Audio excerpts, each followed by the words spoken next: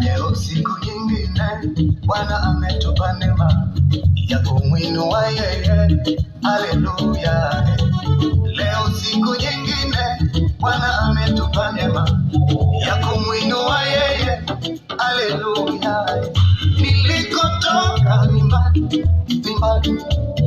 nimekutana na mengi, mambo mengi ya kukatishwa tamaa, magumu yale ya kunivunja moyo, ila Bwana amenifikisha hapa.